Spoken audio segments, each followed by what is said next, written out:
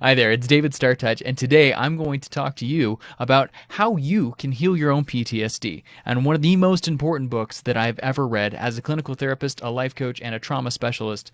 I recommend this book more than anything else. So this is going to be a book review, and I'm going to tell you why you should pick this book up today.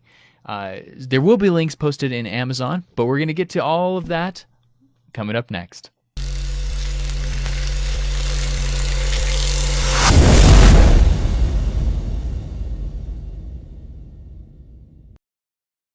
Welcome back. This is the foundational. This is one of the first videos we're posting on Survivor to Hero. It's one of the foundational videos, as this book, What Doesn't Kill Us: The New Psychology of Post-Traumatic Growth, is one of the most important books I've ever encountered. So I'm going to share with you today just a brief book overview. It's written by Dr. Stephan Joseph, PhD. He is been working in post-traumatic growth for almost 2 years or 20 years, decades now, 2 decades. There we go. And this book is it's an easy read. I had a friend once asked me if you could recommend one book to read on post-traumatic growth, what would it be? And this was the book. So I am actually doing my research on post-traumatic growth, my dissertation. I have been working with Survivor to Hero. I developed a 7-week program and took to help my clients, and I've been using post-traumatic growth for about 7 years, and I just no idea there was actually a science, because I found something that worked better than therapy. And then that's why one thing I loved about coaching. And then when I entered my PhD, I started doing research on this new psychology. Actually, just kind of stumbled across it, and my mind was blown. There was actually science, studies, and a whole field about this, and it's been going on since 1985. That's when the first instruments were standardized. This research has been going on, and most therapists don't know about it. So that's so important, and why you should read this book. So let's start with probably the part you're really interested in, and that's how to heal. So this book is first going to will go over what post-traumatic growth is. He writes in prose. It's a beautiful story, and it's true. He was actually one of the researchers who was examining this incident with a boat. There's all this trauma, and they followed the survivors. So in the postscript, this is the third section of the book, they talk about the Thrive model. And these are 6 signposts to facilitating post-traumatic growth. But I want to really cover the 3 messages Stephan Joseph says, because I think they're most important and what most people who are dealing with trauma really need to hear, especially going through this process. So message number one, you are not alone. Page 172, if you're wondering, you're just not alone, and that's the most important thing. I'm going to let his word speak for himself. And message number two is the trauma is a normal and natural process. I know a lot of people don't want to hear that. It is, though, and trauma is a part of existence. But some of us encounter trauma and don't have the coping mechanisms at the time, and our bodies struggle to get rid of it. And the third message is growth is a journey. And from my own healing of PTSD and through this, it's a journey. So I can a testament to that, but I can also tell you it heals faster than you think.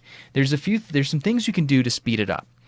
Now, I'm going to also read Appendix 1, which is common problems associated with post-traumatic stress. So one of the common questions I get as a crisis counselor, clinical therapist, and whatnot is, well, actually, it's often statements that they have PTSD, or do I have PTSD, or what does it mean to have PTSD? Can you heal from PTSD? And before, with my clinical training, we talked about resilience and avoiding trauma. We never actually talked about how people heal from it.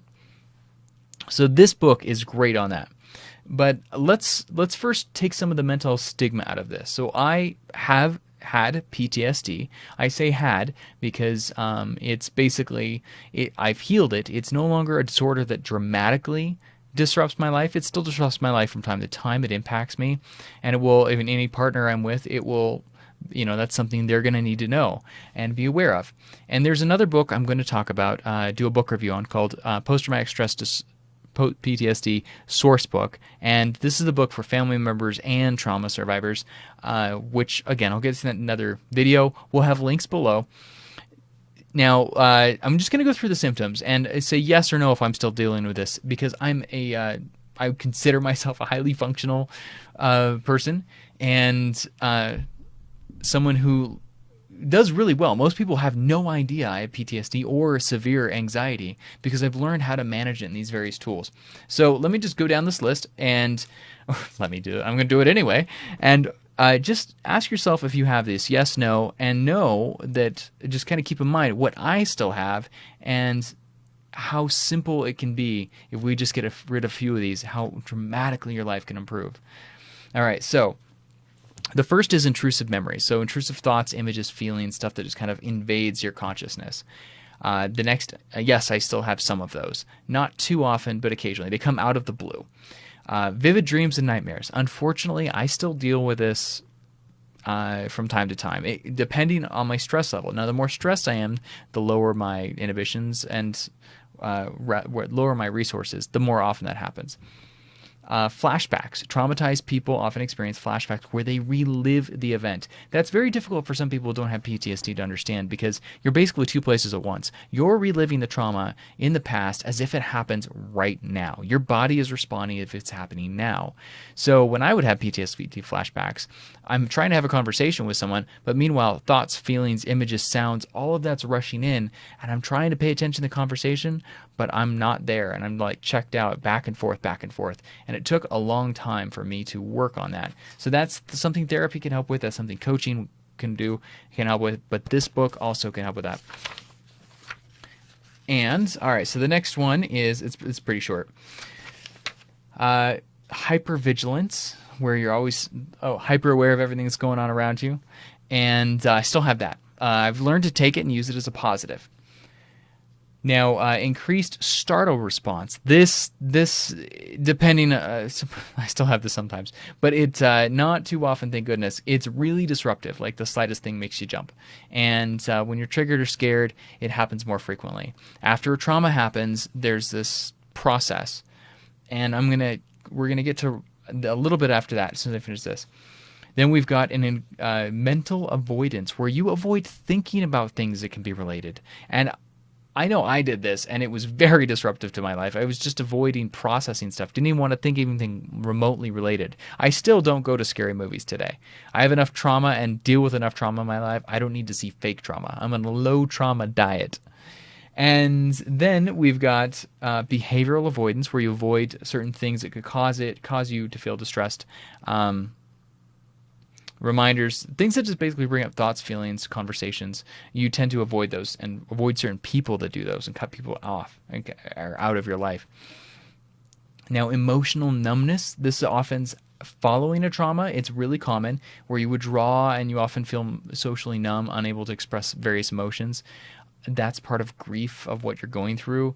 Now, when it lasts longer, the emotional numbness, that's where some dissociation is still happening after the fact. And again, therapy is very helpful for that, and there's various grounding techniques you can do, which I'm sure we're going to get through many times in this other videos, because this is just the tip of the iceberg. But another reason why you should read this book, anxiety, and well, okay, I'm just going to link this together. Social withdrawal, where people often withdraw from society and just avoid things. I still do this. When I'm stressed or overwhelmed, I just kind of stay in my sanctuary. I have next one, anxiety, a lot of anxiety. And sometimes it's difficult for me to be in crowds, and that's a social withdrawal and anxiety combined. I go to movies often when they're less crowded. I can handle a crowd, but I enjoy things when there's less. And that's just something that is a part of my PTSD. You can round it off to introvert. That's kind of how I often will explain it. But I'm a very social introvert. It's just very loud, chaotic things. That's the withdrawal. Sleep disturbances, difficulty falling asleep or staying asleep. I unfortunately still deal with this. Again, the more stressed out again in my current job where my sleep schedule is all over the place, that happens. But this is really common with a lot of survivors. Waking up hour and a half, 2 hours, you get a REM cycle and you wake up, or 3 hours. And for me, it's often with a nightmare or something like that. Shame. Often a lot of people feel guilt and shame after a trauma as if it's their fault, which is really tragic because it's not. but we often internalize, what do we do to cause it, what could we have done to avoid it, and we feel guilty. And that's the next one, guilt. Having feelings of guilt that we were somehow connected or responsible. And it's, you know, when you say, what was she wearing to have that trauma, that's not helping the situation. That's adding more guilt for something that was not her fault.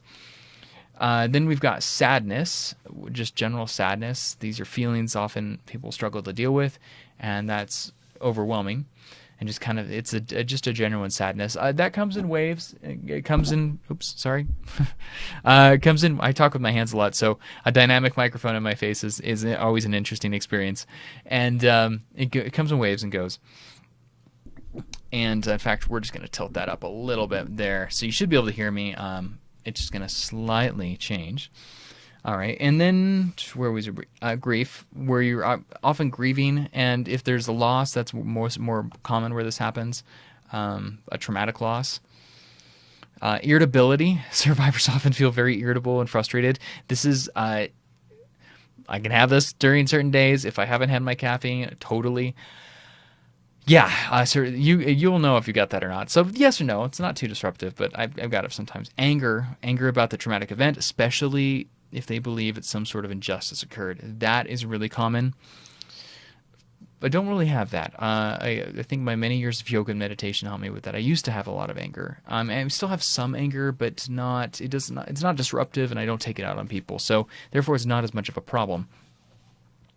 And then we've got physical problems. These body sensations where the body stores the trauma. So the mind forgets, the body remembers. And that's one of the common challenges with PTSD is if you don't process it, it gets stored. So a lot of people will say, when I'm working in the ER, that they've got PTSD because something happened last night.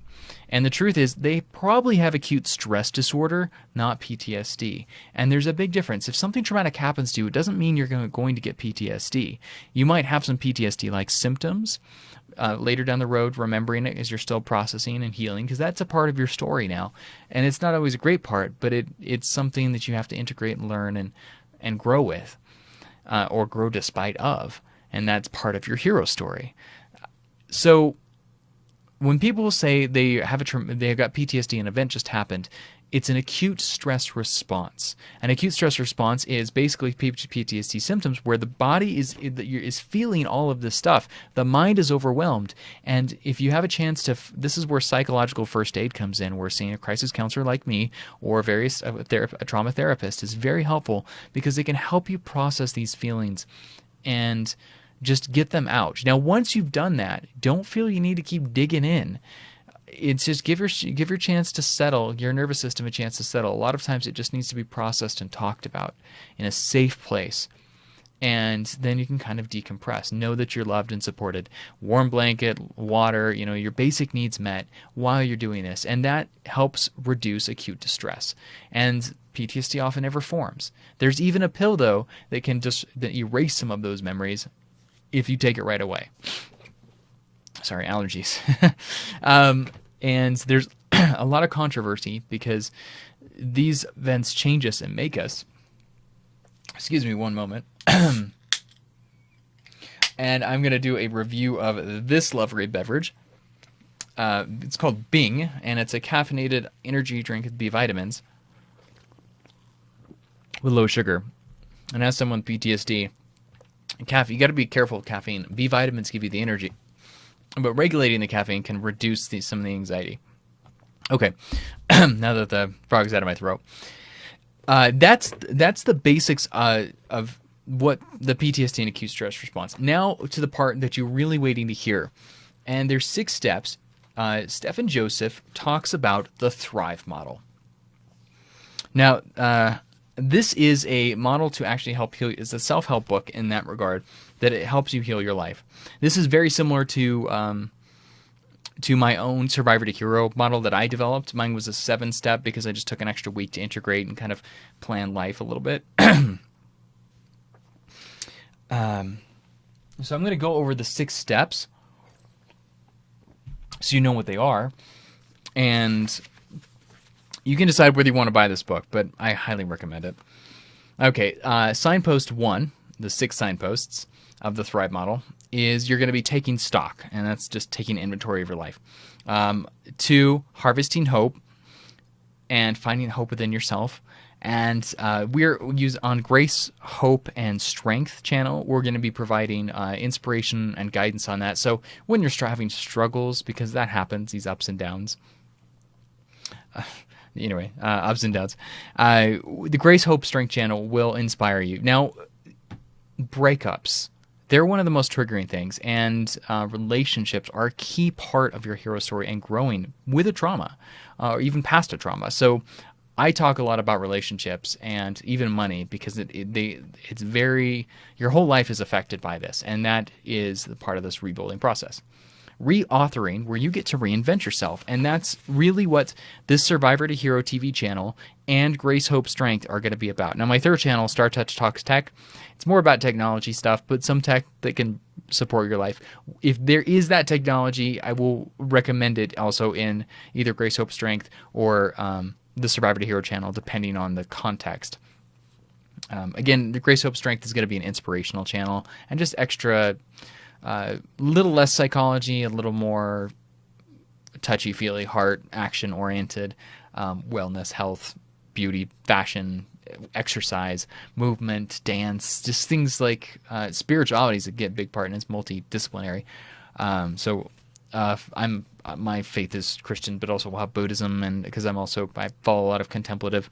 We'll talk Indian, if you're into yoga, as well as even the shamanism stuff. I'm going to bring some great healers, and shamanism is about soul retrieval, often where the idea is through a trauma, part of us, our souls get damaged, and they help you heal and repair that.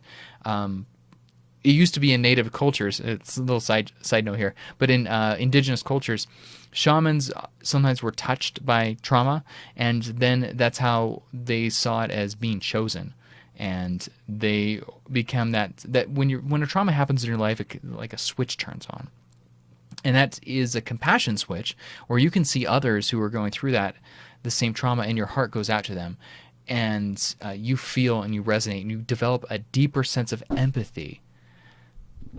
Sorry. See if this get this out of the way just a tiny bit more. You develop a deep sense of empathy, and so they would train and work as a medicine woman or medicine man, and to be able to guide and help villagers when tough things would happen. So it was more of being chosen. Now, the fourth signpost is identifying change. It helps. Sometimes it's difficult to see the change and see the opportunities. And the Survivor to Hero TV and Survivor to Hero philosophy, we're going to try to help you identify opportunities for change to grow, as well as help you choose some of your own. And that's a lot of what the Inspiration channel, Grace, Hope, Strength, is about, is inspiring you to create change in your life. But on the Survivor to Hero TV, we're also going to be focusing on the what, the how, and the structure. Again, experts is who I'm really going to be bringing in, and people who have lots of other life experience as well as health, wellness, and advice on the other channels. Signpost 5, valuing change, because sometimes we don't value it, because change can suck sometimes. And then we've got expressing change in action. That's a 6th signpost. So taking action is one of the most important things, and this book guides you through it through a gentle way. I think Stephan Joseph is he's a beautiful writer. He's very eloquent. I think he's British. And sorry, Stephan Joseph, you're seeing this and I get that wrong. But thank you for your work. And this is a really fantastic book about how to deal with stress. And it's just, I'm a stress consultant. Yeah, he's at the University of Nottingham. So he's at University of Nottingham, where Robin Hood, stole from the rich and gave to the poor. And what more could of a hero story could you ask for, right? Yes, I'm a dork.